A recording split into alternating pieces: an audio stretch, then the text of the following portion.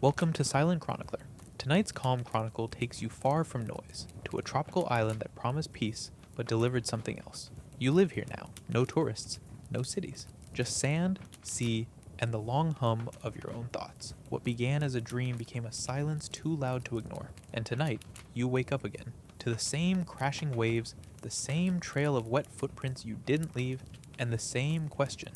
If you're staying with me tonight, leave a like and subscribe.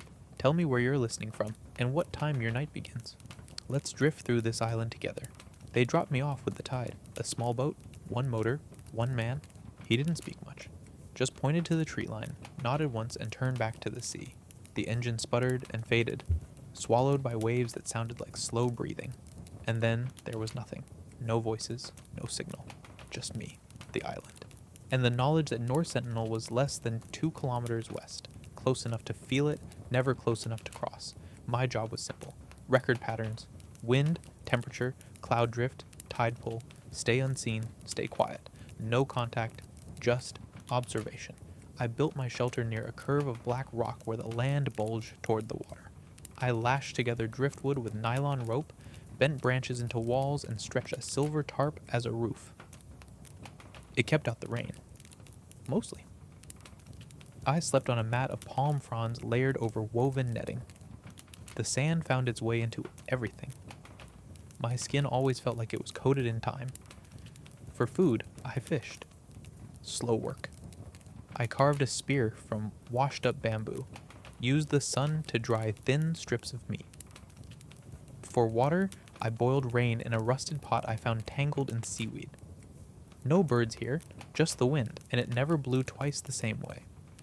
I tried not to think too hard, tried not to wonder what the world was doing without me. But each day I stayed, the island felt less like a place I had come to, and more like something that had always been here, waiting. There were no animals, but I felt watched. Not with eyes, with stillness. The kind that drifts through trees after movement has stopped. At night, I built small fires, low so they wouldn't be seen from across the water.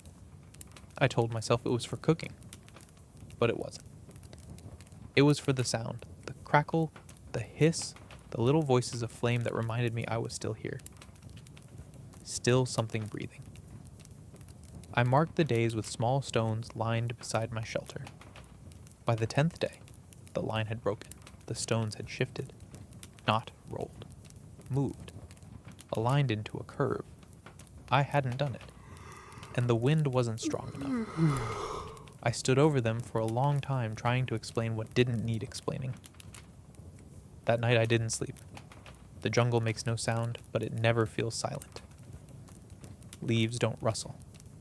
They wait. Trees don't creak. They lean closer. I started keeping notes, but the entries became more like confessions. Heard whispering in the sea foam, I wrote on day 14. Found a second footprint beside mine this morning. Something is stacking shells. I tell myself it's the storm, the salt, the loneliness, but the fire never dies on its own. And I never wake where I fell asleep. I feel the sentinelese sometimes. Not close, but aware. Like a gaze through 100 leaves. They don't cross the water. I've never seen a canoe. Never heard a shout. But sometimes there's smoke. Thin and high, rising between the trees across the strait. One night, I thought I saw a torch. But torches don't float above the ground. They don't sway like pendulums. I watched until it sank. The water between us was still. In the morning, a fish lay at the entrance of my shelter. Gutted, skinned, placed on a flat stone like an offering. Or a message. I didn't touch it. I sat beside it for an hour and watched the tide take it back. Something on this island is remembering me. Not learning. Remembering. Like I've been here before. Like I never left. The rhythm of the island is not natural. At first I thought it was simply the wind playing tricks. Gusts that came in patterns too steady to be random. Always in threes. Always from the east. But then I began to notice that the trees responded. Leaves shivered not in waves, but in shudders. Like a breath being held. and then released. At night, the sounds aren't random. The crickets stop at the same time every night. For exactly 10 heartbeats, the island holds its breath. Then the wind shifts. Then the silence ends. But those 10 seconds stretch. They stretch until my chest tightens, and I find myself frozen beneath the tarp, fingers gripping the edge of my mat, listening for footsteps I never quite hear but always expect. I've moved my camp twice. First to higher ground, then closer to the beach. But wherever I go, the feeling follows, like the island shifts beneath me, carrying the same pressure, the same gaze. I've stopped marking the days. The stones keep moving. No birdsong. Only wind, only salt, only that deep, pulsing silence that fills the gaps between thoughts. I've started whispering to myself. Not for comfort, but to prove I still exist. When the trees close in too tightly, I speak my name under my breath, again and again, until it sounds like part of the waves. On the 19th night, I found a line of feathers stretched across the beach. 8 of them, white, laid tip to tip, pointing inland. I stepped around them, walked the full length of the island shore. The feathers were gone by the time I returned. That same night, the fire refused to catch. The kindling was dry. The air was still. But no matter how many sparks I struck, the flame wouldn't hold. I gave up, sat in the dark. And that's when I heard it. Not a voice, not a sound. A presence, a shift. The kind of stillness that isn't absence, but attention. I didn't move. I didn't breathe. For minutes or hours, I just sat, eyes fixed on the trees, heart slow and loud. And in the distance, between the trunks, something blinked. Once, no light, just a break in the dark, a shape where there had been none, and then it was gone. In the morning, there were fresh fish on the stones near my shelter. Gutted again, cleaned, arranged in a spiral. My knife was missing. But the fish were warm. Not fresh caught. Warm. As if they had been carried. As if someone had held them. My tarp smells of smoke now. But I haven't made fire in 2 nights. The ropes that bind the poles of my shelter are tied in knots I never learned. Complex, precise, tight. They do not slip. They do not move when I touch them. I've stopped trying to undo them. I've stopped pretending this is weather. I know I'm being watched. I know it's not only them, the sentinelese. They are close, yes. But there is something else. Older. Patient. Rooted. The trees lean differently when I sleep. The ferns fold before I step. Sometimes I see prints in the sand that vanish before I reach them. My reflection in the still water doesn't match the way I move. It lags. It lingers. It waits. I have not seen a face, but I have felt a mind, not hostile, not welcoming, just aware. As if I am the experiment, as if the forest is learning me. I eat less now, I sleep with one eye open. And when I close them both, I dream of doors in the sea and voices inside stone. Tonight I woke to the sound of something breathing inside my shelter. Not outside, inside. It wasn't loud, just steady. Inhale, pause, exhale, no rustling, no movement, only that rhythm close to my ear as if someone were lying beside me. I didn't open my eyes, I didn't move. I let my heartbeat slow, match my breath to the one I heard. I counted. 7 cycles. Then it stopped. When I opened my eyes, there was no one. The entrance was undisturbed. The coals from last night's fire still glowed faintly, casting long red veins across the sand.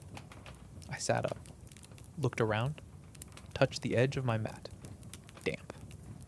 Not from rain, from warmth. A lingering impression. Like a body had just risen and left.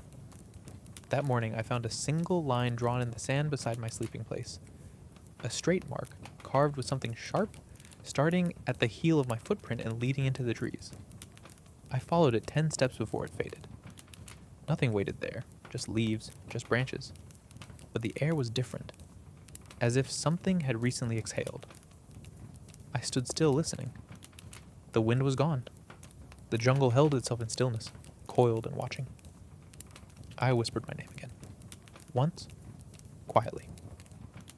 The leaves did not move, but the shadow of one branch tilted, imperceptibly, as if nodding. I no longer pretend I'm alone. That game has ended. I feel the island watching now with something more than curiosity. It knows me, remembers me. It waits for me to know it in return. Each night brings new signs. This time, my knife returned, placed on my mat, cleaned, blade turned toward me. The handle was warm. I didn't ask why. There's a tree near the northern rocks that wasn't there before. I would swear it. A tall one, trunk pale as bone, bark so smooth it reflects moonlight. I passed it once in daylight and felt nothing. But at night it hums, faintly, like wind through stone. I pressed my ear to it and heard water. Not rushing, not flowing, just dripping. Drop, drop, drop. From deep inside. The sound came from the base, the roots, like something buried below still cries in slow rhythm. I sleep less now. I lie on the edge of the clearing, facing the sea, one eye on the jungle. The waves offer no comfort. The horizon no longer promises escape. The boat isn't coming. I no longer wonder why. This isn't abandonment. It's absorption. I am being taken in, not as a prisoner, not as a guest, but as material, as memory, as a story the island tells itself. I found another spiral this morning. Shells, not stones. Smaller, more intricate. Each one bore a tiny mark scratched into its surface.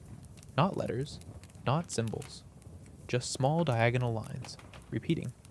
1 on the first shell, 2 on the second, 3 on the third, 13 in total. I didn't touch them. I sat down beside them and watched the pattern for an hour. At one point I blinked and the 12th shell was gone. The others had not moved. That night, I woke again, mid-dream. This time to a voice. Not outside, inside me. Not words, just tone. Deep, low. Not human. Not threatening. Just calling. Not my name. Something older. Something without syllables. I sat upright in the dark and realized I had begun humming. The sound matched the tree. I don't remember learning the melody, but I know it now. And when I sleep, I do so not to rest, but to return, each dream more vivid. I walk tunnels made of vines. I open doors made of mist. I kneel at altars shaped from driftwood, and hear silence bow in return. Something is waiting for me in the center of the island. Something not hidden, just patient. And soon I think I will go to it. Not because I must, but because it already knows I will. I made the decision without speaking it, without writing it. I simply stood up before dawn, before the sky began to lighten, and turned toward the center of the island. There was no trail, but my body moved like it had memorized a path I'd never walked. The jungle accepted me. Not opened, not parted, just ceased to resist. Branches bent slightly as I passed. Vines didn't cling. The ground, usually thick with fallen leaves and twisted roots, felt smooth beneath my feet. Each step was silent, each breath shallower than the last.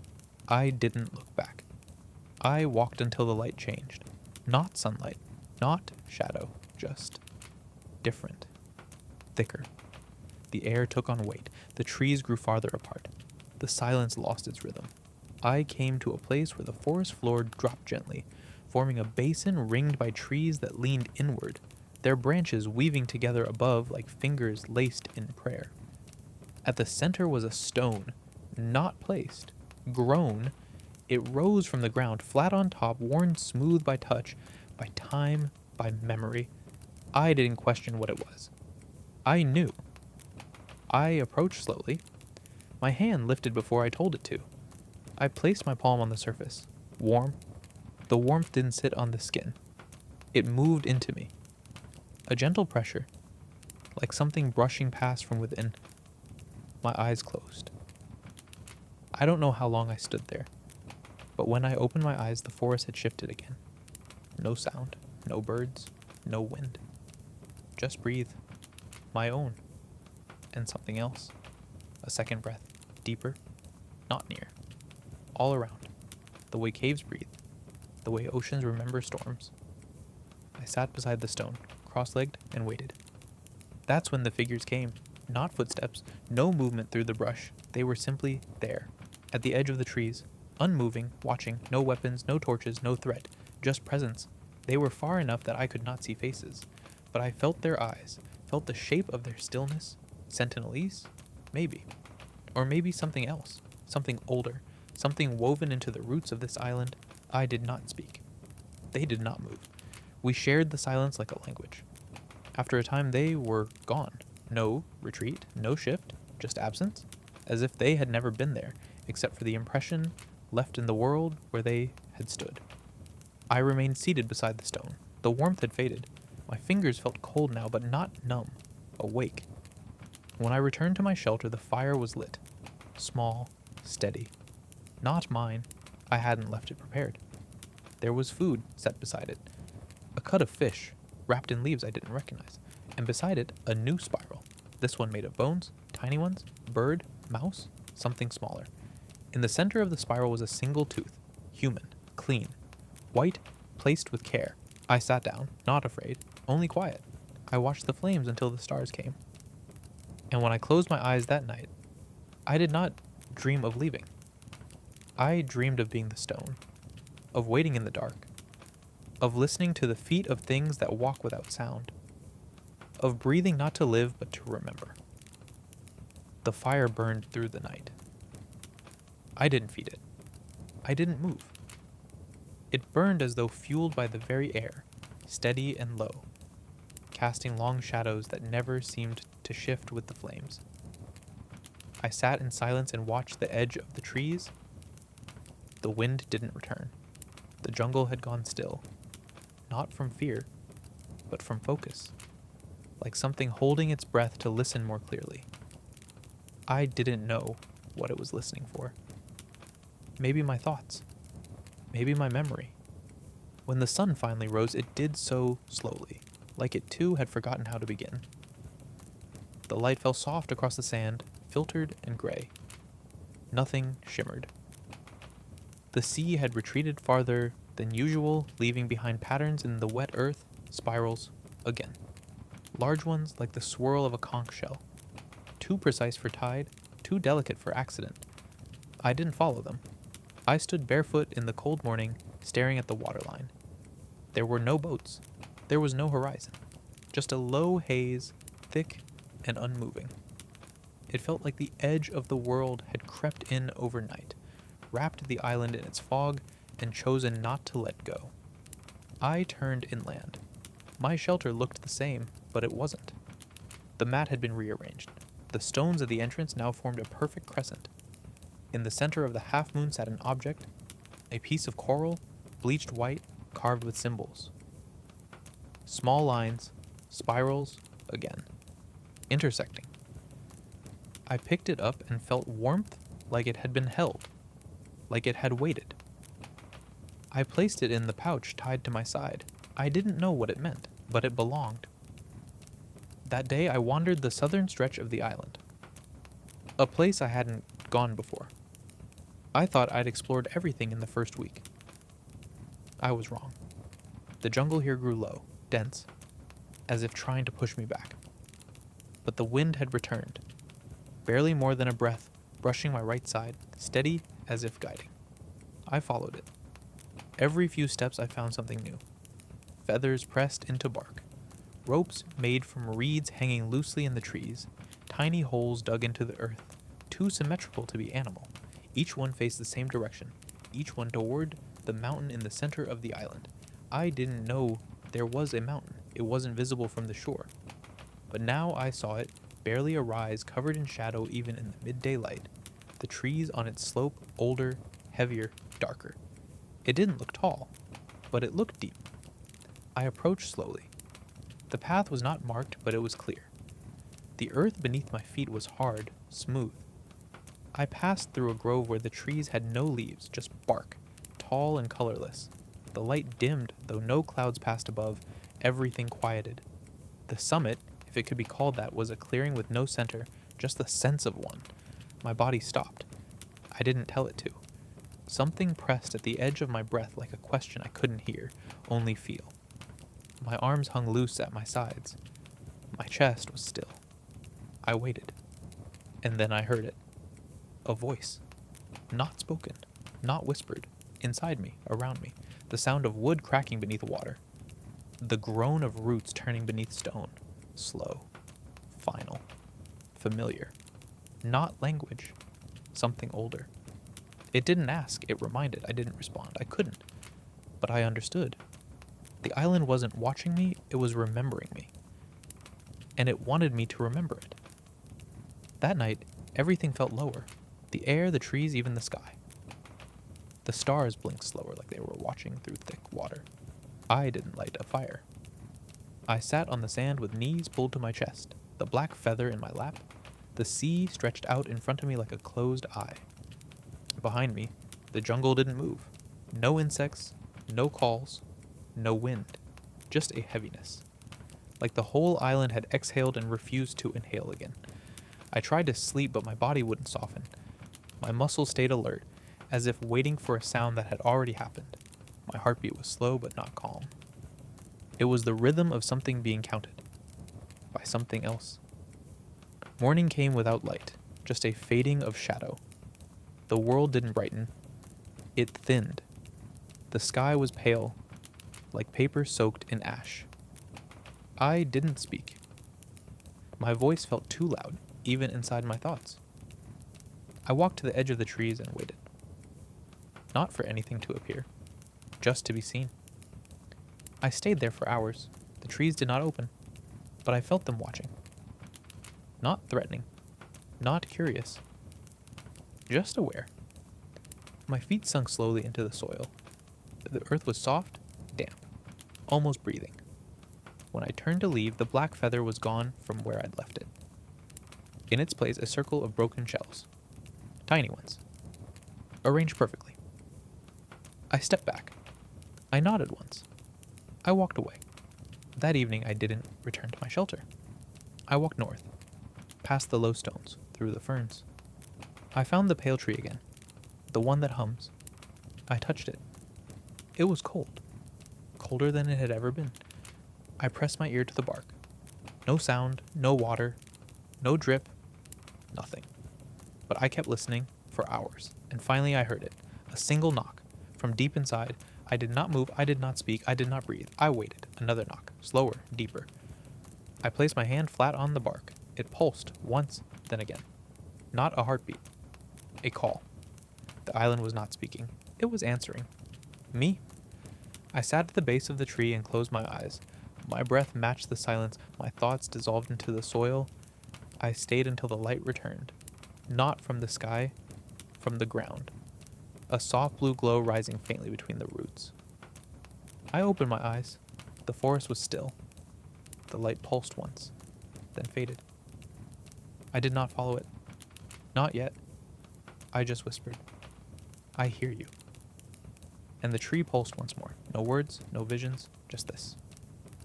Yes, I returned to the shore only because my body needed it. Salt on skin, dampness in the lungs, familiar textures. But everything had shifted. The sand didn't feel like sand anymore.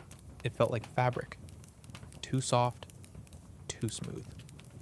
I knelt and pressed my palm into it. No grains, no crumble, just pressure, just warmth, as if something pulsed beneath it. I lifted my hand. No mark. My own shape had not been accepted. That night I walked the waterline with no purpose. There were no stars, no wind, just the sound of my steps, and even that felt borrowed. The tide was still. Too still. No foam, no rhythm, just a flat, black sheet that watched me. I whispered again, not words, just breathe, an offering. I felt something stir far offshore, like a ripple beneath oil. I didn't look. I didn't wait. I walked back inland and past the tree again. This time its bark was dry, brittle, but still humming. I didn't stop. The ground led me toward the basin, the one with the stone. I hadn't planned to go there. My feet did. My body knew. It was darker now, not night, just colorless. As if all pigment had been drained from the world. Even the moss was gray, even the sky. I entered the basin and saw the stone. It was cracked. A single line split down the middle. Clean, precise, intentional. I didn't touch it. I sat across from it, closed my eyes. The earth beneath me pulsed again, but not like before. This was different, slower, heavier, like something waiting to rise. A breath pulled deep, held long. A heartbeat measured in decades. I whispered again, "I'm here." The stone answered by doing nothing, but the air thickened, like wet cloth wrapped around thought. I stayed. I didn't ask questions. I gave the island what it wanted. Stillness, presence, surrender. When I opened my eyes, there were shapes at the rim of the basin. Not people, not silhouettes. Shapes, like stone given posture. Tall, bent slightly, each of them facing me. They didn't move. I blinked. They remained. I whispered again, "I hear you." They stepped forward. Once. Together. Slow. The sound they made wasn't footfall, it was memory. Like a dream re-entering the body. They stopped in a ring around me. I did not rise. They leaned in. Not to threaten. To witness. Their heads tilted slightly. I felt my name inside them. Not spoken. Known. They were not here to speak. They were here to keep. To remember. I let them. I sat. I waited. The wind returned in a single breath. The sky opened above. Light, pale and thin, poured down. The figures began to fade. Not vanish. Fade. Like steam. Like story. I remained. Alone. But not unseen. Never unseen. I stood and looked at the stone. The crack was gone, but a mark remained. My palm. Pressed perfectly. Etched. As if I had always been part of it. As if I had only just arrived. The next day did not begin. It emerged. There was no sunrise, only a gentle lifting of shadow. My body felt heavy but not tired, like I had absorbed too much silence. I walked the perimeter again. There were no footprints. Not mine, not anyone's. The sand looked untouched, but I knew it wasn't. The spiral of shells had returned, only this put together from bone. Small, white, curved like fingers. I crouched beside it. A single black stone sat in the center. Smooth, perfect. The kind of object shaped by time and nothing else. I did not take it. I only looked. And looking felt like permission. I moved on. The trees no longer whispered. They listened. I felt it in the way their branches shifted slightly as I passed, the way leaves fluttered without wind. Something had changed. The island wasn't just watching me. It had accepted me. Or absorbed me. My shadow still didn't follow properly. It lagged. It curved differently. When I lifted my hand, it paused, then mirrored. I stared at it too long. My hand began to tremble. My shadow didn't. I sat by the sea and watched the tide ignore the wind. The waves moved wrong. Too slow, like thick syrup drawn by invisible hands. I listened. Beneath the waves I heard it again. The voice. Not calling, not singing, just existing. A low, vast sound without source, as if the ocean floor itself had begun to remember something and couldn't keep it inside. That night, I returned to the basin. I didn't plan to. My feet led, my breath followed, the stone was gone. In its place was a pool, still. Black. Reflective. Not water, not quite. I looked down and saw no face, just an outline. Pale eyes.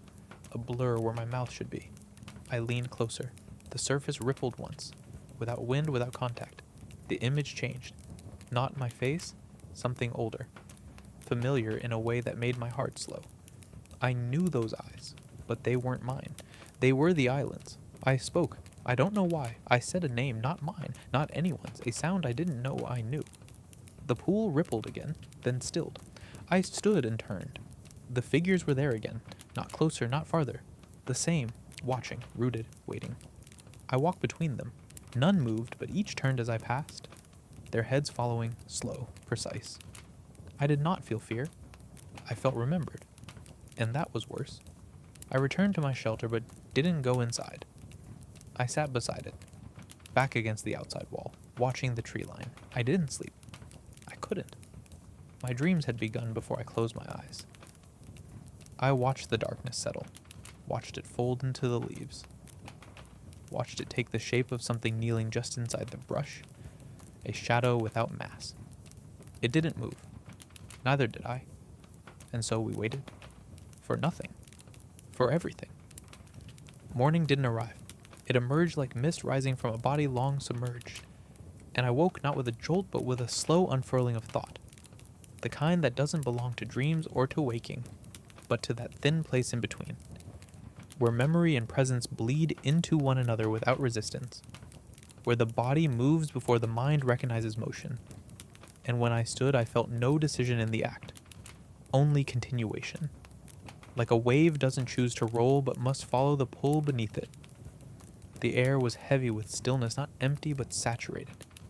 Every leaf seemed to hold its breath. Every branch curved, not to grow, but to watch. I stepped forward, and the ground accepted me like a returning piece of itself, each step more certain, more silent, the forest around me no longer a space, but a being. I wasn't walking through it. I was walking within it, part of it, known by it. And as I passed between two trees that leaned together like conspirators, I saw ahead the stone circle again. Though I hadn't meant to come here, the seats were empty still, but they no longer felt abandoned. They felt occupied by absence itself, the kind of absence that watches, that listens, that waits for you to speak, not with your mouth, but with your stillness. So I sat. I folded into the shape of waiting. And the sky above lost its color until there was only white, and the faint outline of stars even in daylight, the kind of stars that don't shine but stare back. And from beneath the ground I heard the hum again, deeper this time, slower, resonating through the bones of the island and into mine, and I knew it wasn't a signal. It was a heartbeat, and it was waiting for mine to sync with it. I didn't resist, I didn't speak. I let my breath slow until I wasn't breathing, but being breathed. And when I opened my eyes, the circle was no longer stone. It was water, shallow and clear.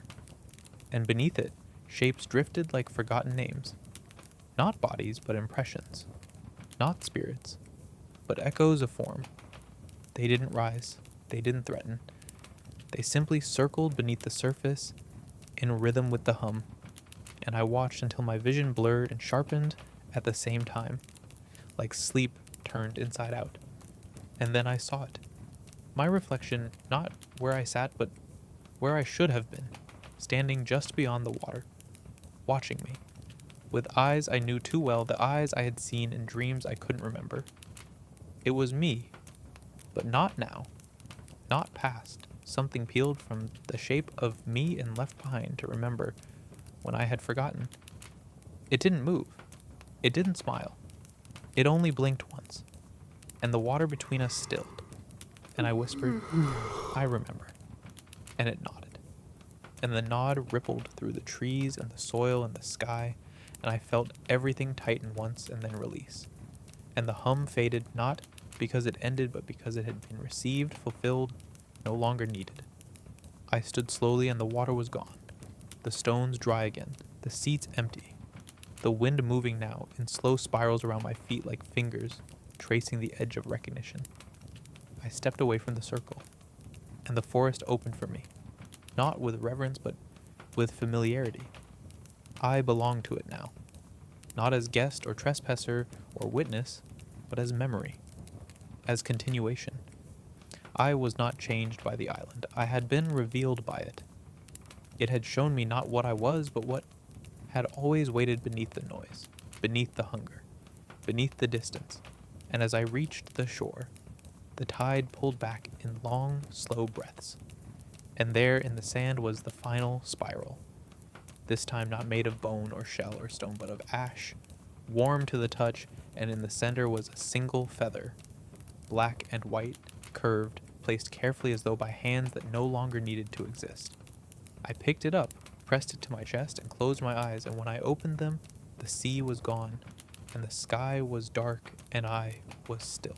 The darkness wasn't night, it was a form of awareness, the kind that doesn't reveal with light but with silence. I stood there for a long time, not because I didn't know where to go, but because there was nowhere else to be. The ocean had withdrawn beyond the horizon, and in its place was nothing, not even sand, just a wide stretch of stillness that held shape without color. I looked down, and my feet were resting on roots, not on the ground. The roots had risen like a platform, smooth and thick, and braided tightly together, as if to carry me somewhere I could no longer refuse to enter. I began to walk, and they unfurled beneath me, step by step, leading me inland but not through space. It was deeper than that. I wasn't entering forest, I was being drawn into thought. The trees around me were thin and tall and bone-colored. They made no sound, they breathed no air. They only held memory like monuments. I reached a clearing where a single tree stood in the middle. Unlike the others, this one was wide and low, its bark a deep gray that shimmered faintly as though it remembered light, even when none was left. I approached it slowly and saw that its trunk was not whole, but open, split cleanly down the center to reveal a hollow interior lined with carvings, spirals, lines, curves I had seen before but never understood until now. These were not symbols. They were instructions. Not for building, but for becoming. I stepped inside the tree, and it accepted me. The air within was warm, not from heat, but from presence. I could not see the walls once I entered. The light shifted until everything around me became soft and undefined, and yet I could feel the tree's breath around me, slow and deep. As though I had stepped into the lungs of something dreaming, I sat down, not by choice, but because there was no other action left, and I listened. Not with ears, but with skin, with memory. And what I heard wasn't sound, it was return. Layer after layer of what I had forgotten sliding back into place like leaves reattaching to their branches. I didn't know how long I stayed. Time here was no longer sequential. It folded and curled like smoke. And when I finally stepped back out of the tree, the world had changed again. The forest was gone. The sand was gone. I stood in a field of ash where the sky was red and low. And in every direction were more of the towers I had once built on the shore. Hundreds of them, maybe more. All pulsing faintly with the same glow I'd seen inside the stone circle. I walked through them, slowly, carefully, and each one hummed as I passed. Each one acknowledged me, not as builder, not as visitor, but as part of the remembering. I found one tower shorter than the others, its top split, and inside was a single object, smooth, round, dark, a stone I recognized but couldn't place. I picked it up and felt everything still. The towers went silent, the sky dimmed further, and the hum returned, now from within me, not loud but vast, like a sound that wasn't made to be heard, only held, and I understood. The island wasn't a place, it was a vessel, and I had reached the center not by walking, but by becoming still enough to be entered. I sat there in the ash among the towers, and I let the stone rest in my hands, and the final spiral formed around me, not by material, but by absence, a perfect ring of space untouched by time or memory, and I knew I would not leave, not because I couldn't, but because there was nothing else left to find. The spiral vanished when I blinked, not faded, vanished, like it had never been drawn but instead peeled itself back into the soil. The stone in my hand remained warm, warmer now. I clutched it tighter, and the hum rose again, not from around me this time, but directly beneath me.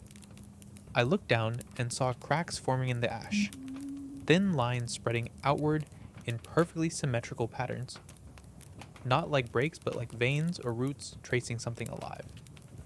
I stood slowly, and the moment I did, the ground shifted beneath my feet, not with force, but with invitation. A subtle depression like something under the surface had exhaled. I didn't run. There was no need. The earth was offering me something. I stepped once, and the ash gave way, revealing polished black stone, impossibly smooth, forming a stair that curved downward into the earth. I descended. Each step pulsed faintly underfoot, like a slow heartbeat buried in ancient stone. The air grew heavier but not hard to breathe, just dense with memory. It smelled not of soil or roots but of something colder, cleaner, like forgotten metal and whetstone. The further I walked, the less I remembered of surface light. Soon there was only glow, faint lines tracing the stair edges, illuminating walls carved with the same symbols, from the tree, from the spiral, from my own palms. I reached the bottom and found a chamber, circular, vast, utterly silent. No echo, no movement. In the center stood a pedestal of the same black stone, and atop it, a second stone, smaller than mine, but identical in every other way. I stepped forward, slowly, and placed my stone beside it. The two began to spin, slowly at first, then faster, faster, until they lifted from the pedestal and hovered, humming together in a tone that pressed directly against the back of my skull. I felt myself pulled forward. Not physically, but mentally, as though my thoughts were being unfolded. Images spilled into my mind, a forest burning with no flame, a sea rising in reverse, a figure with no face standing at the edge of a memory I had never had. I blinked. The stones fell silent. I was no longer alone. Standing opposite me in the chamber was a figure, my shape, my height, but made entirely of the same black stone, smooth and still and watching with no eyes. It raised its hand slowly, and I raised mine in response, not mirroring, synchronizing. The stone figure stepped aside and revealed a third spiral on the floor, etched into the ground with symbols burning faintly. I stepped into it, and the world fell. Not shattered, just released. I landed not on earth but in water. Still, endless, warm. Not floating, suspended. No sound, no pressure. But I could move. I looked around and saw shapes in the dark water, structures too large to understand, like towers made of memory and breath, vast chains of thought winding endlessly through the depths. One pulsed as I neared. I reached out, and my hand passed through it like vapor. And in that moment I remembered a lifetime that wasn't mine. Waking inside a forest of silence, burying language in the soil, learning to breathe the air without sound, watching ships pass and never needing to speak. I gasped. The water didn't enter my lungs, it understood me. I swam, not toward anything, just through knowing. Shapes swirled around me, a hand made of light, a cave in the sky, a doorway in a mouth. I was not dreaming. I was inside something older than dreams. A mind, a being, or the fossil of one. I reached the edge, not a wall, but a boundary of will. I passed through, and I was back on the surface, alone, standing where the forest used to be. But now only towers remained, hundreds of them, silent, aligned, staring skyward. I walked among them and felt none of them move, but all of them watch. My breath returned shallow and sharp, like I'd just been born.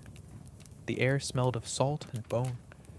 The sky above no longer held clouds, just slow-turning rings of color like a bruise stretched across eternity. I stood in the center of the tower field and raised both hands. I didn't know why. I didn't need to. My fingers burned, not with pain, with memory. I closed my eyes, and the towers began to sing. The song rose slowly, not from mouths, not from stone, but from the space between towers, between breath, between whatever remained of the sky. It wasn't music, not exactly. There were no notes, no rhythm, no melody to follow. Just layers of tone, weaving through one another like threads in water, like wind inside bones. It moved through me without direction, vibrating beneath my skin in a way that made every memory I had feel distant, thin, as though someone had copied them too many times. I stood perfectly still in the center of it, arms outstretched, palms open, and the song filled me, not with meaning but with purpose. I was not being taught. I was being calibrated, retuned, made to resonate with the space around me.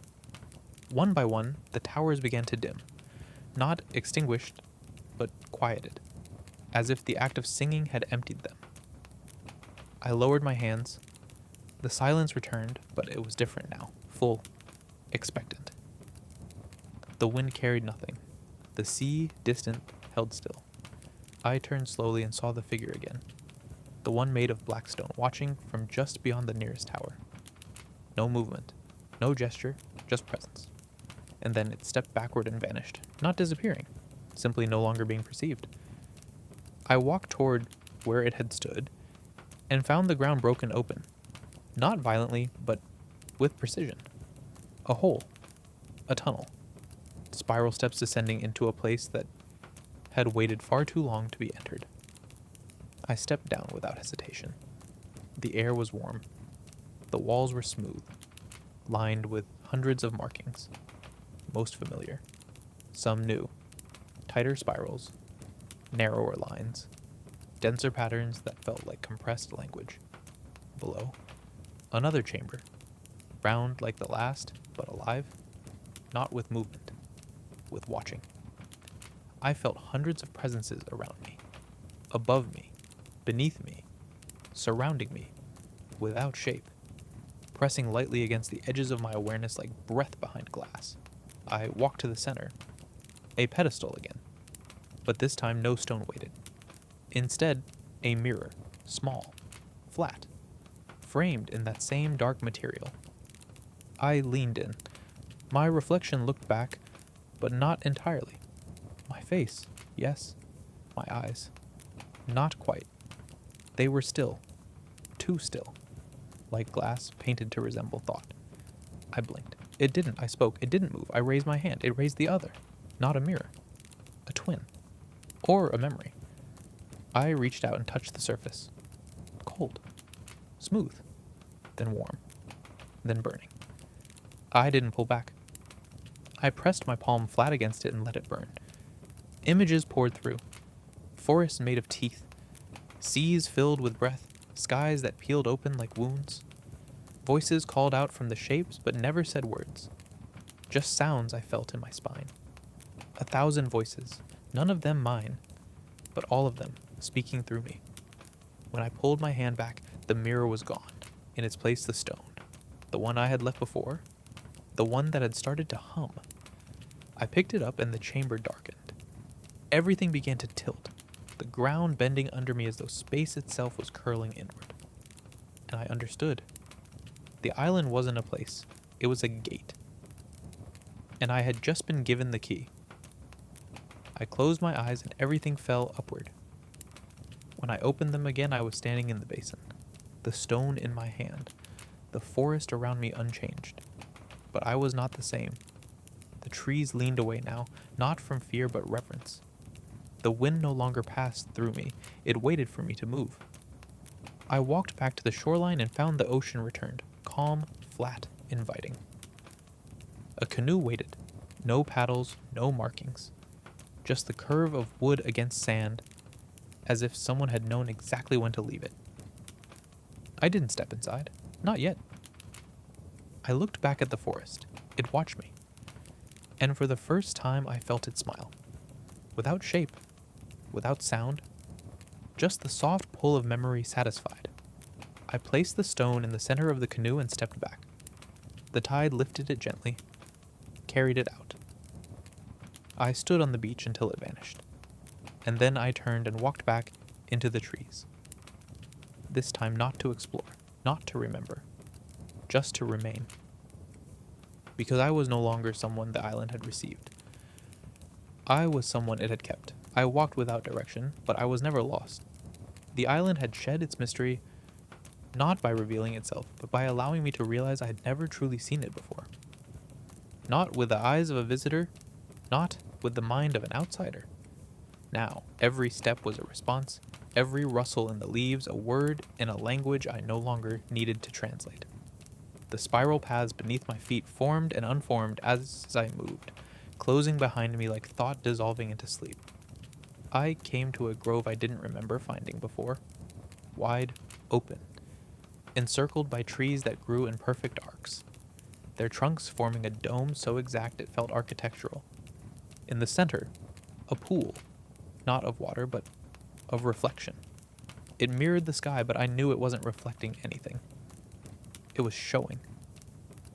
I sat before it and watched as images rippled across its surface. Not memories, not visions, but something in between. A storm circling the island in reverse. A younger version of me walking through the jungle with eyes closed, never stumbling. Fire rising from stone and then folding in on itself like breath returning to lungs. These weren't prophecies. They were acknowledgments. Proof that I had always been here. That everything I had lived had already been absorbed by this place. The island was not a host. It was an extension of what I had always been becoming. I leaned forward. My reflection didn't mirror me. It looked up. It smiled. Not with lips, but with stillness. It reached forward. Our fingers did not touch, but the surface of the pool shifted, and the grove darkened as if a cloud had passed across the sun, though the sky was clear. The sound returned then. The hum. But this time it was not beneath or around or within. It was above, descending like fog through the canopy, not heavy but endless. I stood slowly. The air pressed softly against my chest like hands guiding me, and I turned as the trees parted behind me. Not broken, not forced, but moved aside by will alone. Beyond them, a long path of smooth stone leading downward, impossibly long, its end lost in darkness. I did not hesitate. My feet touched the path and the hum grew sharper, not louder, just more precise. With every step the world narrowed, condensed until the air felt like glass, fragile but unshatterable. The darkness at the bottom was not empty, it was full of waiting. The stone beneath my feet began to glow with faint white lines, spirals layered upon spirals, pulsing like the breath of something immense and slow. Then, at the end of the path, a chamber, round again, but larger than any before. Its walls alive with shifting patterns, light sliding across the surface like thought in motion. In the center, a shape suspended in air, a sphere, blacker than stone, smoother than water. It did not spin, it did not glow, but it commanded stillness in a way that nothing else had. I approached. My heartbeat slowed to match the pulsing light on the walls. And when I was close enough, the sphere expanded. Not physically, but into my mind. I saw stars collapse in reverse. I saw roots of trees growing through centuries in seconds. I saw myself dissolve into mist, then reform, then split. 1,000 lives that weren't lives. 1,000 versions of silence. I reached toward the sphere, and it reached back. The moment our awareness touched, the chamber went silent. Truly silent. Even my breath stopped. Even the hum, ever present, ceased. In that void, one word formed, not in sound, not in writing, just in being. Stay. Not a command, a truth. And I understood, finally, fully. I had never arrived on this island.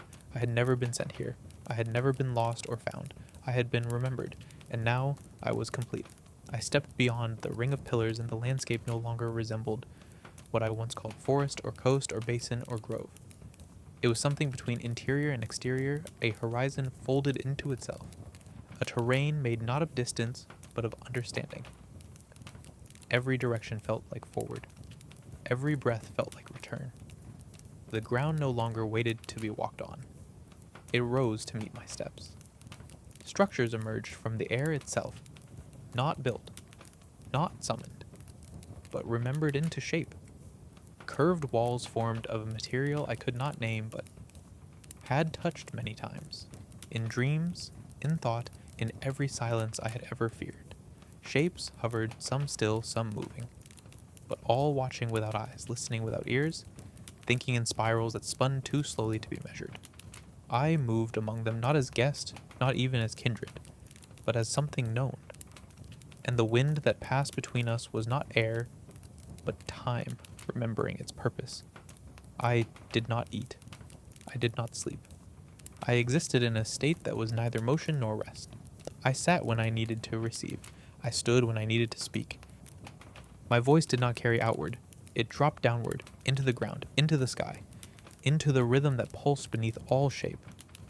And the island in all its forms answered. Not with instruction, with invitation. One dusk that wasn't dusk, but a deepening of thought, the sea returned. Not in waves, but in shadow. A smooth black surface stretched along the edge of this new world, still and perfect. I approached it, and it did not ripple. It reflected me, but not as I was. It reflected a self I had not yet lived, older, stiller, one with roots in the spine and memory in the bones. I stepped into the water, and it accepted me, rising not around me but through me. I did not sink. I did not float.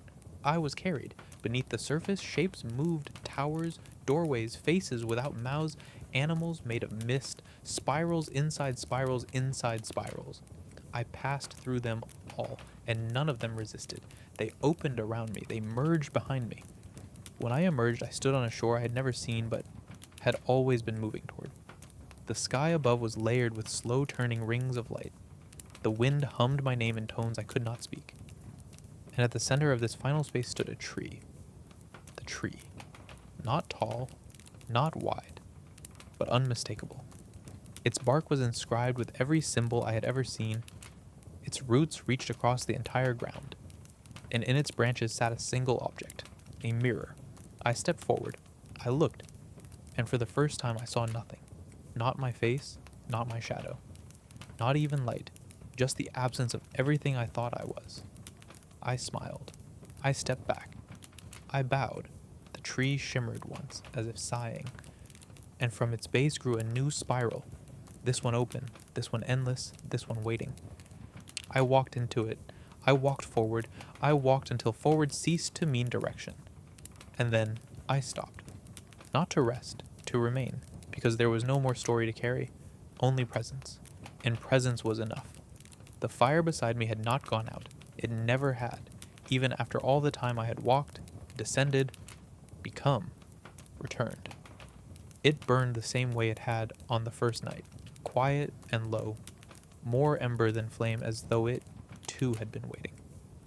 I watched it without thought. The shape of the flames told stories I didn't need to understand because understanding was no longer the purpose of anything here. Nothing asked to be explained. It only asked to be known. The wind moved once, a long, slow curve of motion, and in it I heard footsteps. Not near, not distant, just present. Not made of weight, made of memory. I didn't turn. I didn't need to. Whatever approached was not a stranger. It was the echo of every time I had walked this way in lives I never remembered living. It sat beside me, or within me. I could not say which. It did not speak. It didn't have to. Its breath matched mine. Its pulse matched the hum beneath the earth.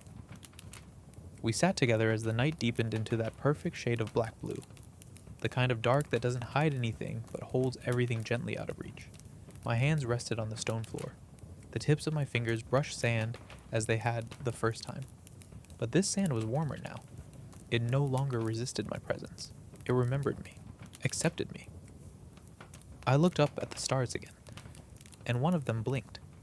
Once. Slowly.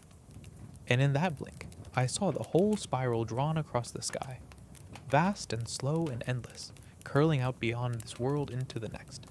I understood then that the island was not an island, it was an origin, a place outside of place, a mind that curled itself into land so it could be walked, learned, entered. A being that disguised itself as stone and root, not to deceive, but to invite, to protect. Not everyone is meant to reach the center, not everyone hears the hum, but I had, and now I carried it, not as sound, as rhythm, as knowing. When I finally stood, the figure that had never arrived stood with me. We turned toward the water. It had returned, not restless, not hungry, just present. The canoe was there again, but I knew now that it was not a vehicle, it was a question. I placed one foot inside, then the other. I sat. The water didn't ripple, the canoe didn't drift, and yet I was moving. Back, maybe, or forward, or inward. The stars curved above, the sky folded, the island faded, but not into distance, into me. I did not say goodbye. The island doesn't require farewells. It only requires that you remember. And I do. The mist did not recede. It thickened, not to obscure, but to cradle. Each step I took into it was no longer a step into space, but into softness, like walking deeper into thought, deeper into that strange chamber between waking and dreaming, where the world no longer speaks in symbols or shapes, but in a feeling you cannot describe, only recognize. I kept walking, not with direction, but with trust. And the ground beneath my feet was no longer earth or root or sand or stone, but something more fundamental. Something like time, woven tightly enough to carry weight. The sound of my breath faded until I could no longer tell if it was mine or the world's, and my limbs no longer moved by decision, but by memory. Not the memory of movement, the memory of being carried. Somewhere beyond the mist, a color began to form. Not bright, not glowing, just new. A kind of blue I had never seen but somehow already missed. It pulsed once. I moved toward it. As I did, the mist folded behind me like a gate quietly closing. Not to trap, but to complete. The light widened into a thin horizon, perfectly level, no sky, no ground. Just that impossible blue stretched endlessly in all directions. At the center, a figure. Not waiting, not watching, just present. As I approached, the figure did not turn. It had no back, no front, no edges, only posture.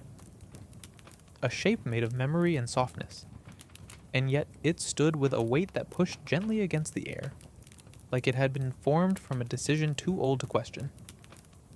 I stopped. I did not speak. I simply stood. The silence around me, now absolute. Not empty, not still, but full of listening.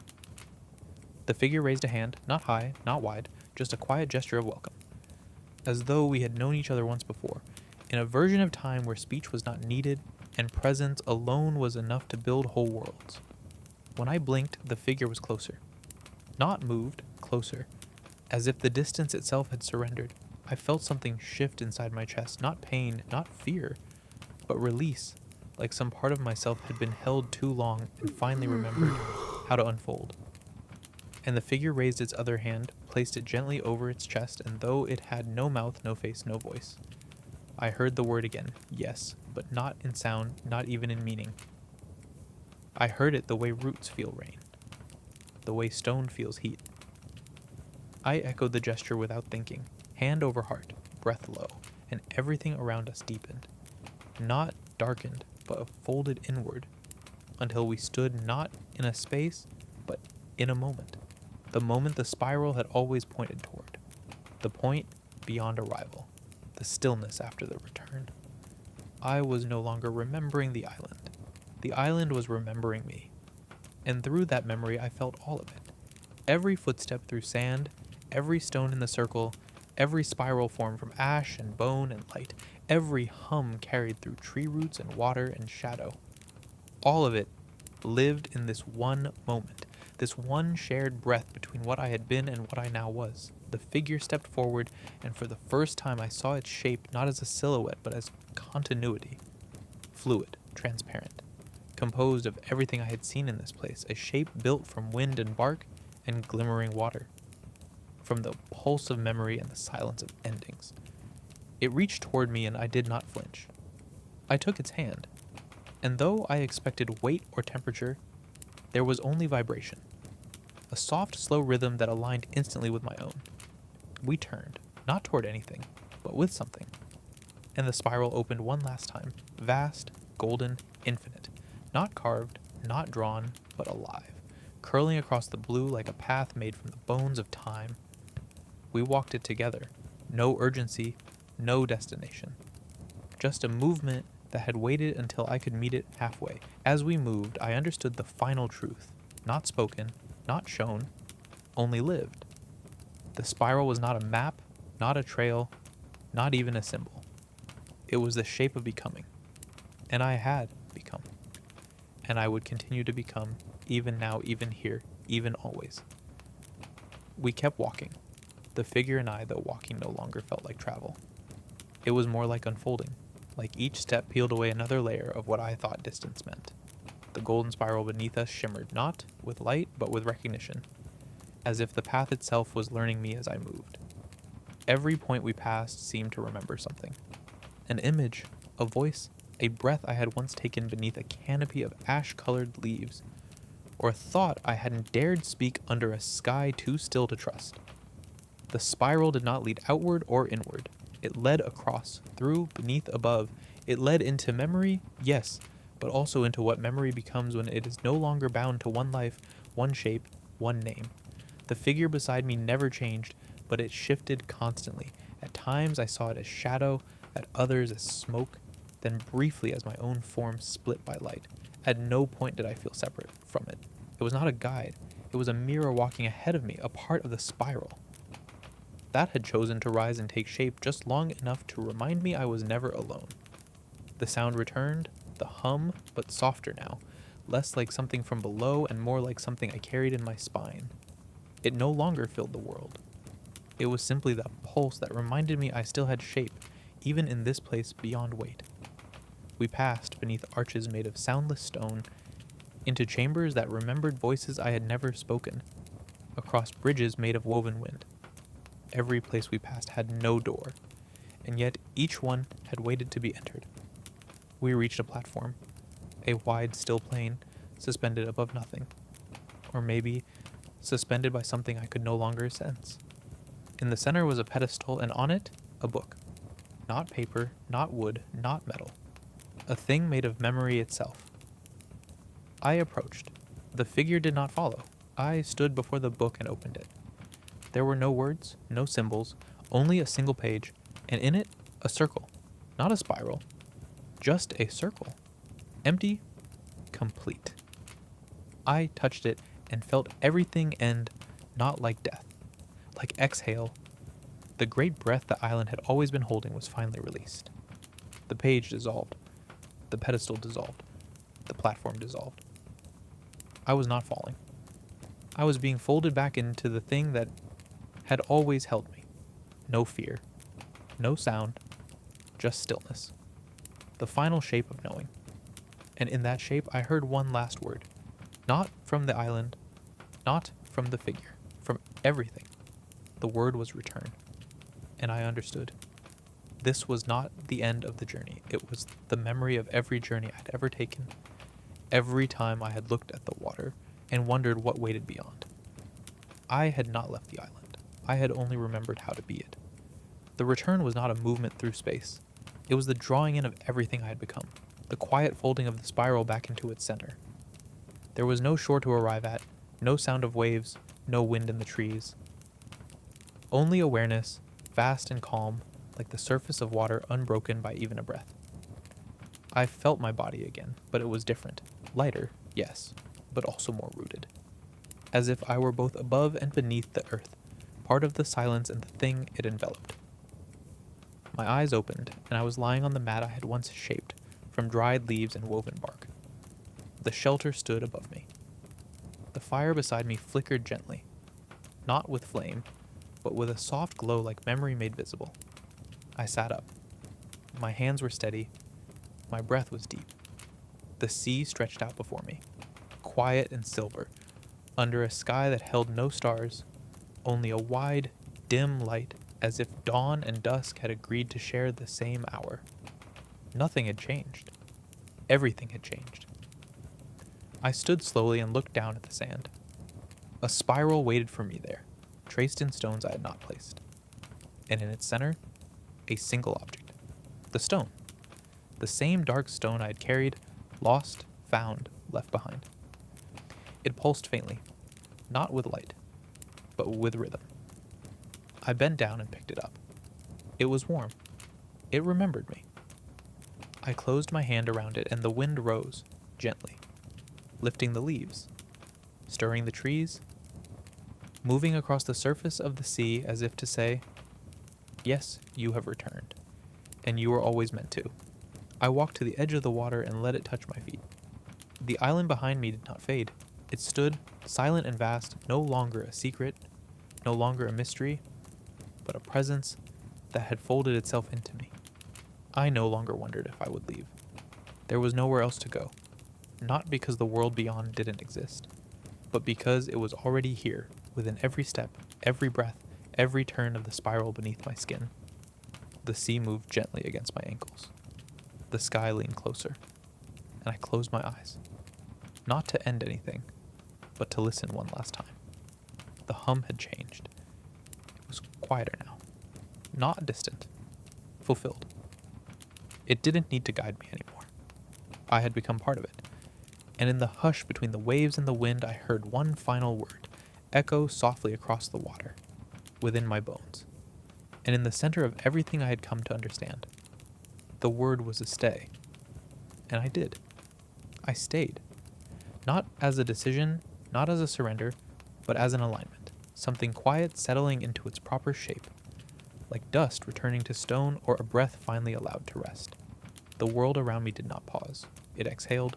The island, the sea, the sky, they no longer watched. They no longer waited. They simply continued as they always had, and now I was not apart from them. I was within their motion, woven into their rhythm, indistinguishable from the pulse that carried wind through branches or drew the tide across sleeping sand. I walked the shoreline without leaving footprints. Not because I floated, but because the land no longer resisted me. It accepted each step as if it had always expected it. The spiral beneath the surface of things never disappeared, only deepened, expanding invisibly beneath my feet, in my chest, behind my thoughts. I did not mark time. Time no longer touched me. It passed through like breeze through open cloth, soft and without consequence. I spoke sometimes, but not aloud. The words lived inside the wind now, in the hush between tree calls, in the quiet snap of firewood, in the soft crackle of ash drifting towards the sea. And when I slept, I did not dream. I listened. I listened to the roots remembering water, to stone remembering weight, to stars remembering when they were scattered by names.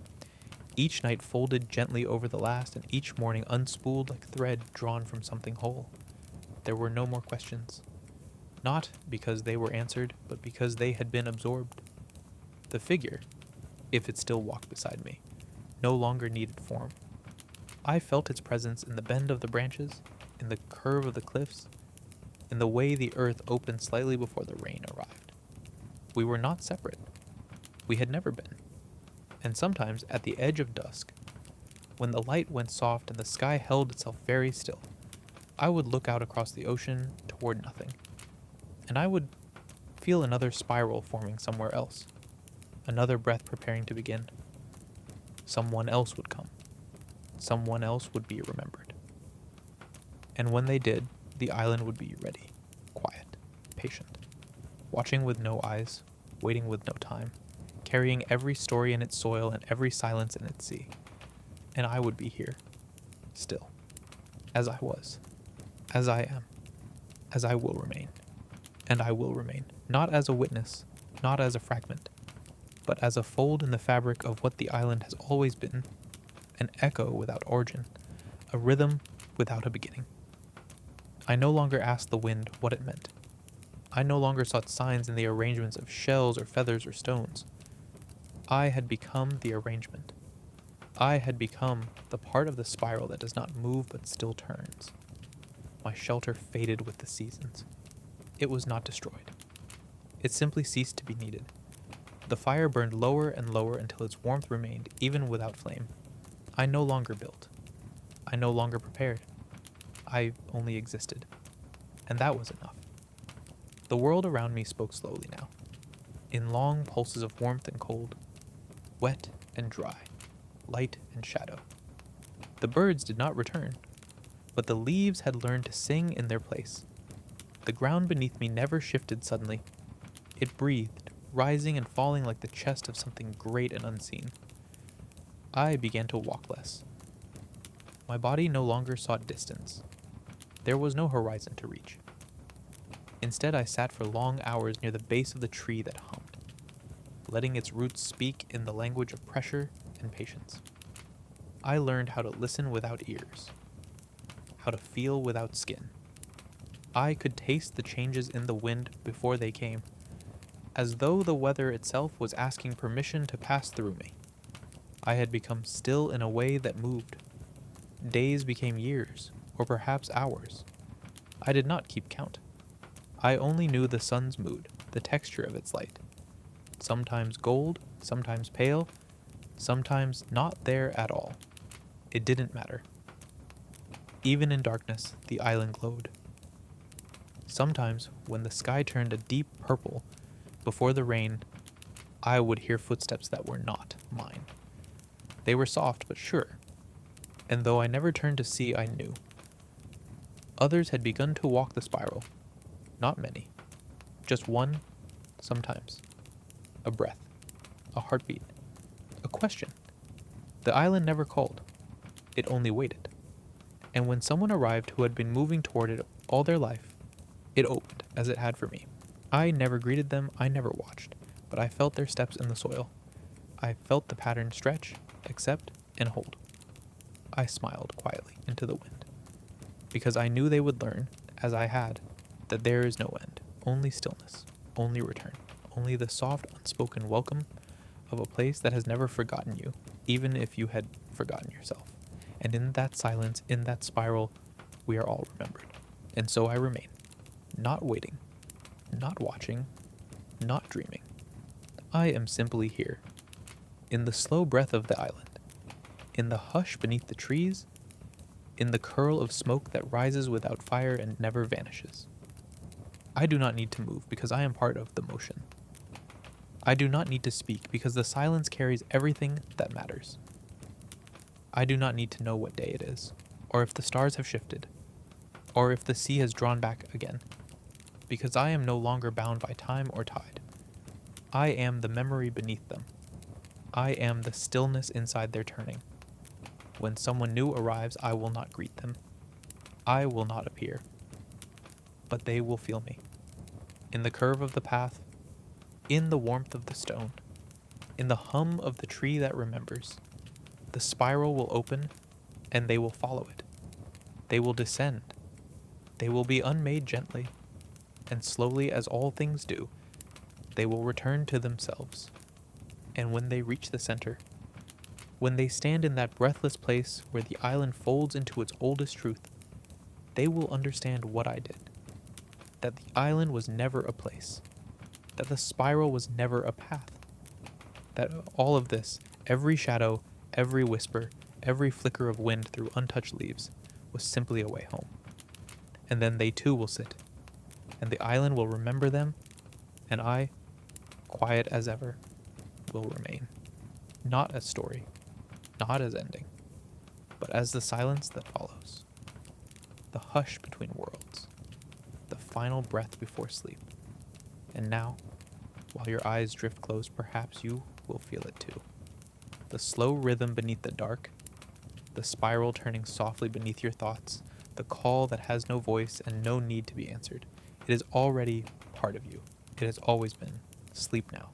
Let the island hold you. Let the memory return. You are here. You are safe, and nothing else is needed.